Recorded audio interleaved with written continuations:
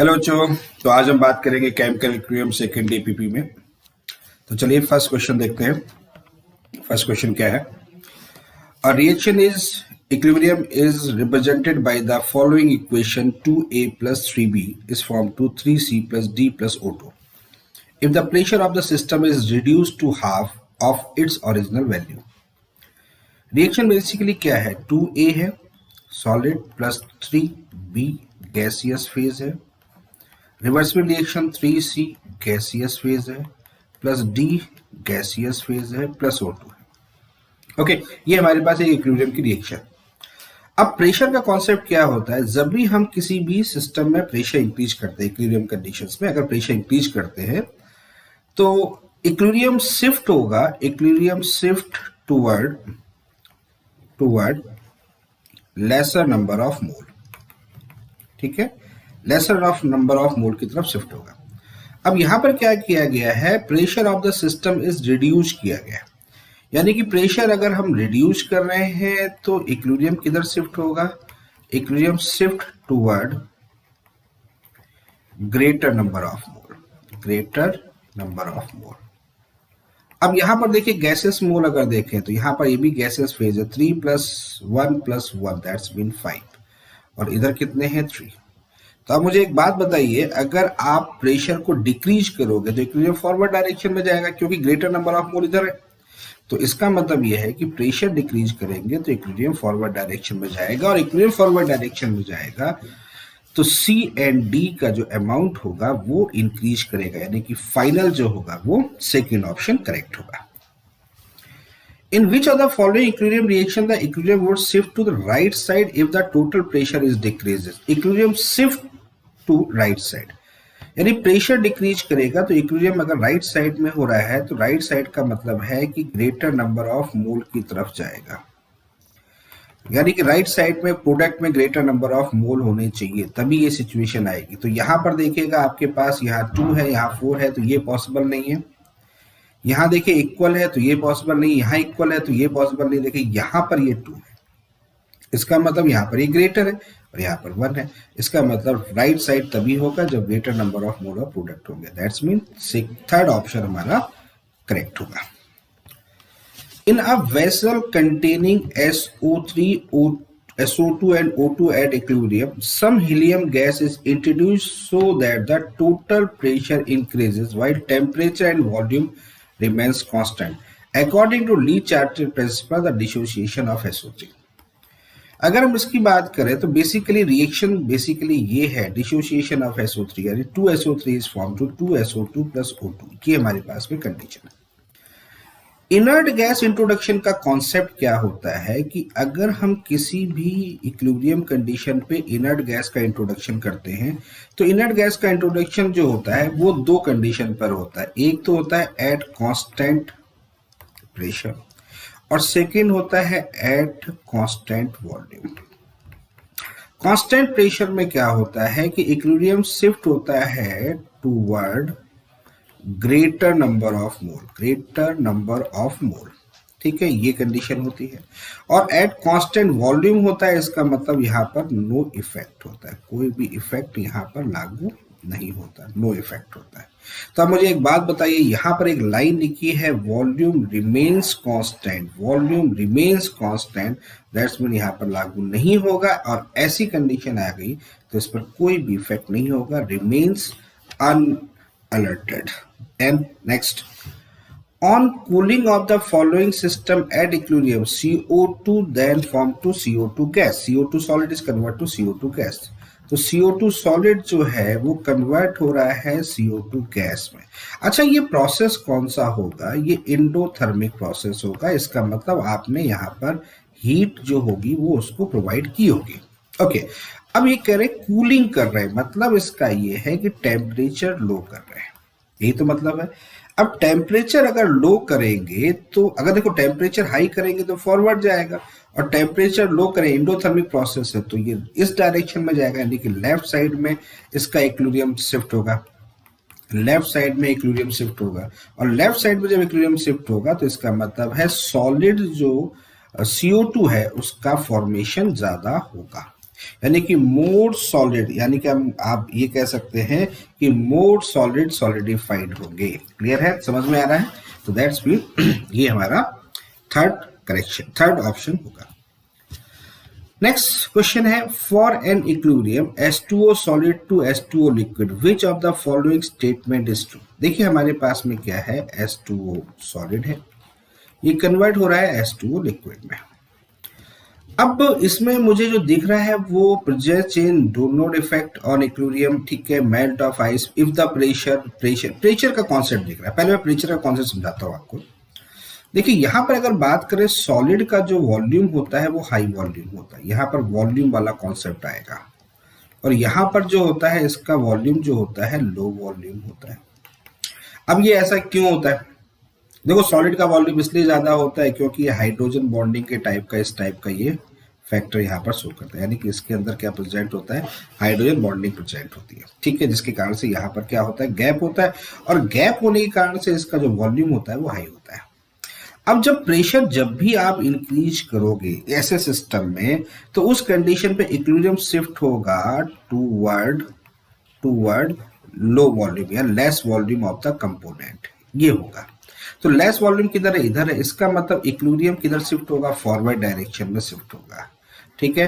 तो equilibrium shift होगा forward direction में शिफ्ट होगा, और फॉरवर्ड डायरेक्शन में शिफ्ट होगा तो इसका मतलब more of the ice melt if pressure on the system is increase, that's mean correct है, यानी कि सेकंड जो ऑप्शन है वो करेक्ट है।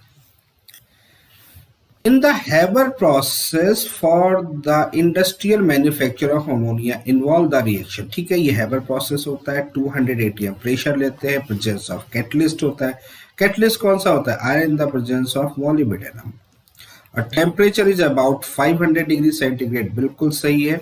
it is considered as the optimum temperature for the process because, देखो this is considered as the optimum temperature for the process because, ये question जो है ना बेसिकली प्रैक्टिकली क्वेश्चन है। ये यहाँ पर जो आपको प्रेशर दे रखा है, जो यहाँ पर आपका टेम्परेचर दे रखा है, ये फाइनल टेम्परेचर है, मतलब इस टेम्परेचर की बात कर सकते हैं। At 500 degree centigrade more ammonia will be formed,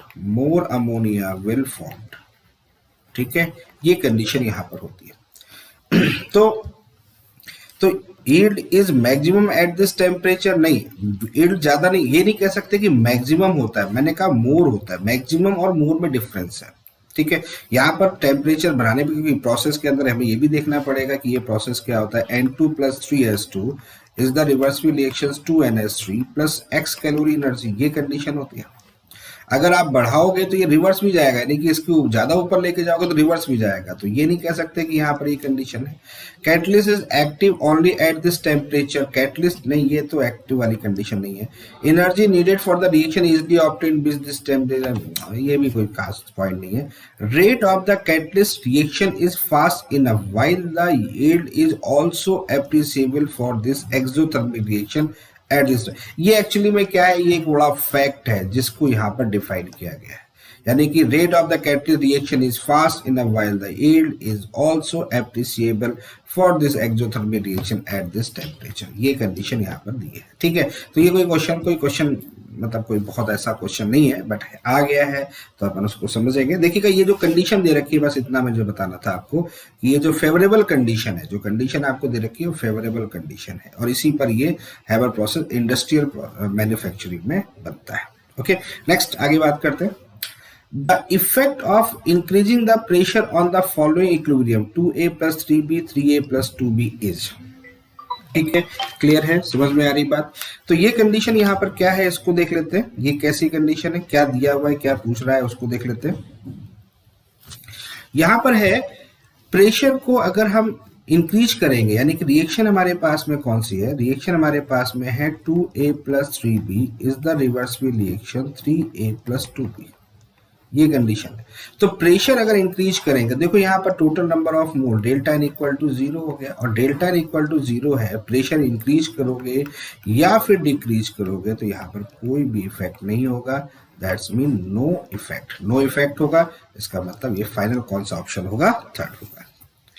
When NaNO3 is heated in the closed vessel, O2 is liberated and NaNO2 solid is left behind at equilibrium. देखो आपके पास में क्या है, NaNO3 है, ये सॉलिड है, ठीक है, NaNO3 सॉलिड है तो यहाँ किस में जाएगा, NaNO2 प्लस O2 में जाएगा, ठीक है, ये रिएक्शन यहाँ पर बैलेंस हुई, ये सॉलिड है, ये गैस है। ओके, अब क्या कर रखा है, heated in a closed vessel, O2 is liberated and NaNO2 solid is left at equilibrium. अब एट इक्विलिब्रियम कंडीशन दे रखा है, addition of NaNO3 favourable forward reaction. देखिए किसी भी सॉलिड के अमाउंट को अगर इंक्रीज करते हैं तो ये फेवरेबल नहीं होता है, क्योंकि concentration of the any solid component is always equal to 1। तो किसी भी सॉलिड को अगर आप इंट्रोड्यूस करोगे तो उससे कोई इस पर इफेक्ट नहीं आता, ठीक है। अगर आप देखो यहाँ पर सेकंड में भी सॉलिड को इंट्रोड्यूस किया है तो इसका मतलब इनका कोई लेना देना नहीं है। हाँ, यहाँ पर ये कर सकते हैं। अगले पॉइंट की बात करते हैं, increasing pressure favours reverse reaction. देखो यहाँ पर गैसेस कितने, हाफ है, यहाँ पर गैसेस कितने, यहाँ पर गैस के जो मोल्स हैं वो कितने हैं, 0 है। तो प्रेशर इंक्रीज करते हैं तो इक्विलिब्रियम किधर शिफ्ट होता है, बैकवर्ड डायरेक्शन में, यानी कि किधर शिफ्ट होगा, लेफ्ट साइड में। क्यों लेफ्ट साइड में होगा, toward the lesser number of मोल, तो इधर लेसर नंबर ऑफ मोल है, इसका मतलब ये ठीक है, ये ठीक है, ये सही कह रहा है। Increasing pressure favours reverse reaction, decreasing temperature favours forward reaction. देखो यहाँ पर आप हीट दोगे, ठीक है, तो टेम्परेचर अगर आप डिक्रीज करोगे तो इंक्रीज करोगे तो फॉरवर्ड जाएगा और डिक्रीज करोगे तो बैकवर्ड जाएगा। तो यहाँ लिखा है फॉरवर्ड, नहीं बैकवर्ड, यहाँ पर अगर होता तो ये भी करेक्ट होता। ओके, तो फिलहाल हमारे पास जो सही आंसर है वो हमारा थर्ड आंसर है। Next, AA plus BB CC plus GD in the above reaction, low pressure and high temperature condition are shift equilibrium in the back direction. So ये क्या होगा, देखो at high temperature है, high temperature है and low pressure है। Pressure decrease करेगा तो equilibrium shift किधर होता है, equilibrium shift toward greater number of mole, greater number of मोल, ये कंडीशन होती है, ठीक है। तो अब अगर हम कह रहे हैं बैक डायरेक्शन है तो इसका मतलब बैक डायरेक्शन के जो मोल है वो ग्रेटर होंगे, यही तो होगा। तो बैक डायरेक्शन के जो मोल होंगे वो ग्रेटर होंगे, तो बैक डायरेक्शन कौन सा होगा, A प्लस बी, यानी कि इसका मतलब है A plus B is greater than C plus D. पहली चीज तो ये फर्स्ट। नेक्स्ट, टेम्परेचर देखो, हाई टेम्परेचर, अगर हमारे पास में कोई एक्सोथर्मिक प्रोसेस होता है और टेम्परेचर इंक्रीज करते हैं तो बैकवर्ड डायरेक्शन, और इंडोथर्मिक होता है। अच्छा, ये रिएक्शन कैसी दे रखी है ये भी देखने वाली बात होगी। यहाँ पर हाई टेम्परेचर किया है और किधर क्यों जा रहे हैं, बैकवर्ड डायरेक्शन जा रहे हैं, इसका मतलब ये एक्सोथर्मिक है। दिख गया हमें, यहीं पर दिख गया हमको ये बात को। तो ये कैसा है, एक्सोथर्मिक है। तो एक्सोथर्मिक है तो टेम्परेचर डेल्टा एच कैसा हो जाएगा, निगेटिव होगा, हमेशा निगेटिव होता है। इसका मतलब एक्सोथर्मिक में डेल्टा एच निगेटिव होता है कि नहीं होता है, तो ये कंडीशन शो करेगा A plus B is greater than C plus D and delta H negative. The extent of dissociation of PCl5 at a certain temperature is 20% at 1 atm pressure.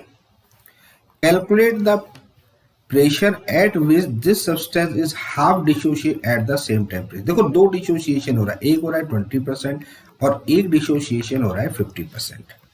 तो बात करते हैं फॉर 20% डिसोसिएशन। 20% डिसोसिएशन की बात करते हैं तो PCl5 किधर कन्वर्ट होता है आपका, PCl5 that's mean PCl3 plus Cl2, ठीक है। ये 1 हो गया, ये 0 हो गया, 0 हो गया, 1 माइनस कितना हो गया 0.2, 0.2, 0.2, यहाँ हो गया 0.8, यहाँ हो गया 0.2, यहाँ हो गया 0.2। तो यहाँ से अपन क्या निकाल लेंगे, Kp निकाल लेंगे। तो Kp यहाँ पर टोटल मोल ले लेंगे, तो partial pressure of PCl3 into partial pressure of PCl2 divide by partial pressure of PCl5, ये कंडीशन आएगी। तो PCl3 कितना हो गया 0.2। अच्छा, टोटल मोल कितने हो जाएंगे यहाँ, टोटल मोल कितने हो जाएंगे, टोटल मोल हो जाएंगे 1.2। तो 0.2 1.2 मल्टीप्लाई प्रेशर कितना हो जाएगा, प्रेशर यहाँ पर रहेगा 1 इंटू यहाँ पर होगा 0.2 डिवाइड बाई 1.2। प्रेशर कितना यहाँ पर कितना दिया हुआ है, 1 atm दे रखा है ना, हाँ ठीक है। 1 डिवाइड बाई यहाँ पर कितना आ जाएगा 0.8 डिवाइड बाई 1.2 मल्टीप्लाई बाई 1, ये हमारा आ गया Kp, ठीक है। अब बात करते हैं फॉर 50%, ठीक है।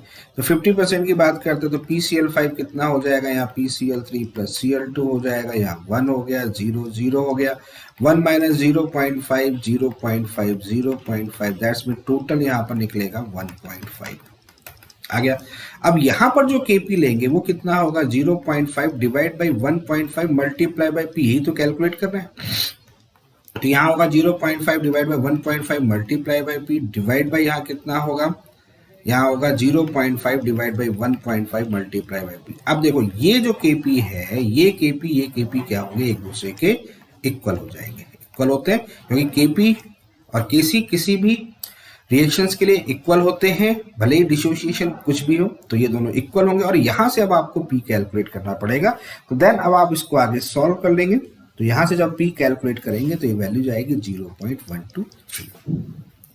Next, consider the reaction PCl5 PCl3 plus Cl2 and N2O4 is formed to 2NO2.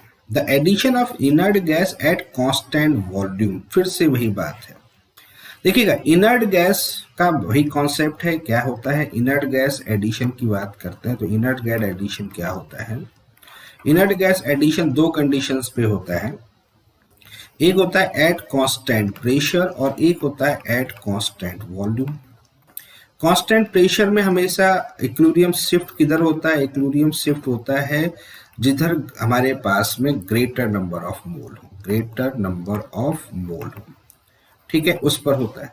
और कांस्टेंट वॉल्यूम पर कोई भी इफेक्ट नहीं होता। तो at constant volume, constant pressure equilibrium shift to the greater number of mole, जबकि कांस्टेंट वॉल्यूम पर कुछ भी नहीं होता। क्लियर है, समझ में आ रही बात। तो अब यहां पर अगर हम बात करें तो एक एक चीज को बढ़ते हैं। तो कांस्टेंट वॉल्यूम में तो मेरे हिसाब से कोई इफेक्ट नहीं होना चाहिए, तो कोई इफेक्ट नहीं होगा तो will not disturb the equilibrium of the reaction, ये फाइनल आंसर होगा। 4 mole of A are mixed with the 4 mole of B, then 2 mole of C are formed at the equilibrium। देखो A B के साथ combine करके क्या बना रहा है, C और D बना रहा है। 4 मोल A ये हो गया, 4 मोल B ये हो गया, ये 0 हो गया, ये 0 हो गया। तो 4 माइनस 2 इज इक्वल टू 2, यहाँ पर 4 minus 2 is equal to 2, that's mean 2, that's mean 2। ठीक है, क्लियर है। When 2 mole of C are formed at the equilibrium, according to the reaction, this is the equilibrium constant। तो equilibrium constant निकाल लो यहाँ पर। तो K equilibrium is equal to कितना होगा, 2 by वॉल्यूम कितना मान लेते हैं, सपोज वॉल्यूम 1 लीटर मान लेता हूँ। कितना मान लेता हूँ वॉल्यूम, 1 लीटर मान लेता हूँ। ठीक है, तो 4 मोल ऑफ B है तो इसको मान लेते हैं। तो 2 डिवाइड बाई 1 वॉल्यूम ले रहे हैं अपन, तो यहाँ पर हो जाएगा 2 divide by 1 into 2 divide by 1 divide by 2 divide by 1 into 2 divide by 1, that's mean final answer कितना आएगा, 1 आ जाएगा। क्लियर है, तो ये हमारे पास में सेकंड ऑप्शन करेक्ट होगा।